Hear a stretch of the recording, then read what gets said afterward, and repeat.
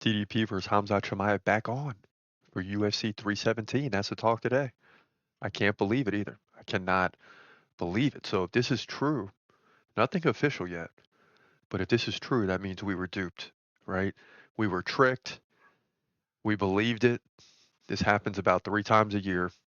And in MMA, it could easily happen 100 times a year. Please believe it.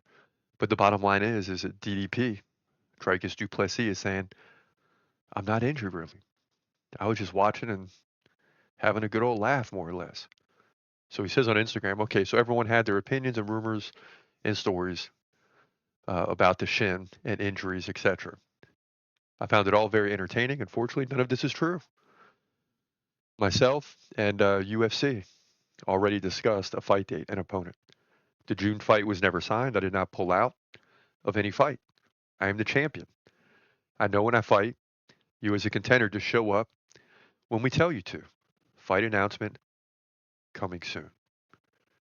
So that's what DDP is saying. So the whole time, us, hundreds of other news outlets, if not more, uh,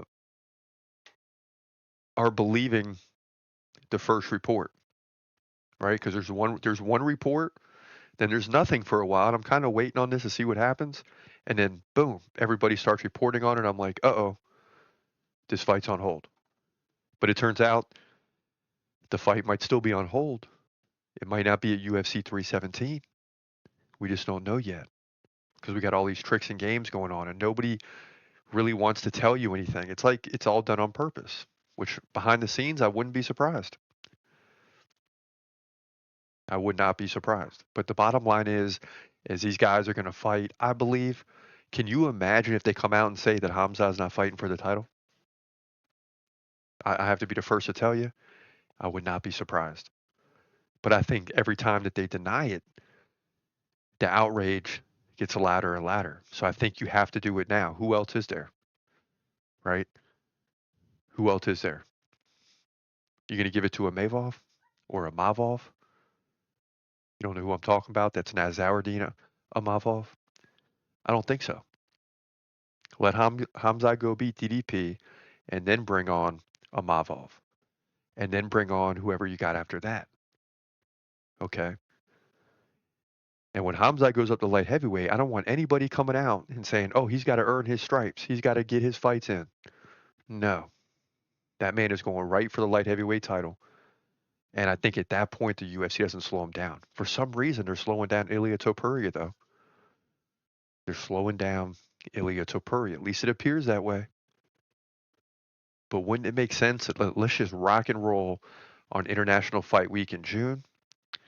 I know with the UFC scheduling, it's very tricky because if you're the UFC, you just love to just roll the dice and throw everything at one of these big events. Let's say June 28th, UFC 317.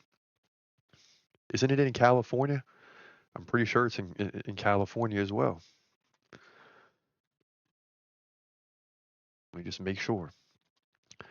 But the bottom line is it just throw them in there, throw in Islam versus Topuria, just go crazy. Oh no, it's at the T-Mobile Arena. Okay. So it's in Vegas. All right, so you would love on International Fight Week to just roll the dice, throw everything in there, but then you suffer at the net, then you suffer at 318, 319, 320, and maybe not immediately, maybe it's actually 320 to 322. You start to struggle because if you throw a bunch of people in now, they're not going to be fighting for 6, 7, 8 months. So that's just the way it goes. And you only have, 11 divisions to play with? So if you put 2 title fights on every card, you need these guys to fight like almost every 5 months, 6 months. And that doesn't happen. John Jones isn't fighting every 6 months. Islam Makhachev could, Makachev could. DDP, probably not. Magomed Ankalaev seems like he's ready to roll against Pereira, so maybe he's game for now. Pantoja in the flyweight, we'll see. Davalishvili and O'Malley are already scheduled. So some of these guys like to bang. They like to rock and roll. But you don't have that from all the divisions, so you can't throw in a bunch of fights on one card. You could, but then it hurts you later because you're going to have to rely on somebody making a quick turnaround, being a good sport. We need you to fight in 4 months, right? Or even worse, someone drops out and then someone's coming in on really short notice, and we've seen it before. But usually you can rely on the champions, and I'm glad that DDP is good because my first thought when they announced that, or when they started coming up over the weekend, is it's like, yeah, DDP is out. It stings because Hamza has to wait, but we've been going through this for 3 years, right? I think he's had 3 fights in 4 years, canceled fights for whatever reason. Now this one could be canceled, so you're thinking, okay, we're going to have to go through all this, it looks like. But it turns out we're not. We're not. And I was just worried that DDP, not so much that we'll have to wait because I'm kind of like we're used to that, but if he's hurt, then he recovers and then fights Hamza and he doesn't win, then everyone's going to say now, oh, he was hurt and didn't really recover. There's always going to be an excuse. So I'm glad. Listen, as a Hamza fan, okay, not only am I glad he's fighting sooner, but I'm especially glad that DDP is going to be 100%. I'm glad that this guy's going to be 100% because that's exactly how we want him. We want him at 100%. So when we beat him, no excuses. And I say we because me in a lot of fights, I tell you what I think. I'm going to tell you who I think is going to win, all this other stuff. But with Hamza, I'm telling you what I know. I know he's going to win. And yeah, it's scary on fight night because if he doesn't, then hey. But we've been rocking and roll with Hamza since the beginning. I don't care how long we have to wait. When he finally gets it done, there's going to be a big celebration.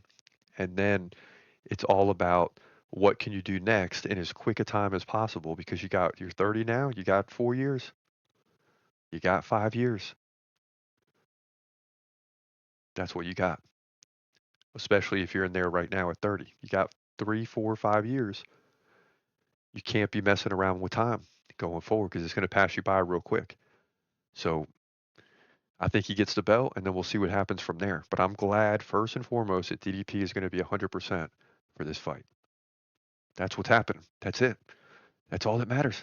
Hamza versus DDP at 317 or somewhere close. But don't be surprised if they pull the rug out from under us. I'm just telling you. I know you think I'm crazy, and hopefully the fight happens because I'll be cheering just like you.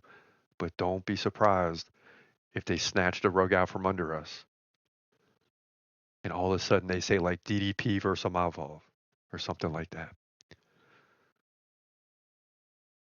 Or maybe they're having, another small side note is Hamza having trouble getting in the country? We've never gotten that confirmed. It's in Vegas. You would think the UFC would have come out I mean, I guess when we get the fight announcement, that kind of confirms it, right? But at the same time, you would think we would get something to chew on and something to just a blanket statement that Hamza is free to enter the country. Okay. We haven't gotten that yet. And until we get that, how are we going to get a fight? So maybe it's just going to be thrown on us. We have no idea what's happening behind the scenes or throwing some stuff out to get us to look over here when really over here everything is happening. I don't know. But everybody wants to see DDP versus Hamza. To me, that's the best fight in the UFC right now. And it's a fight that they need to make happen as soon as physically possible. That's the bottom line. But that's what we got for now. We'll see if it happens. We'll be back to report one way or another. You best believe it.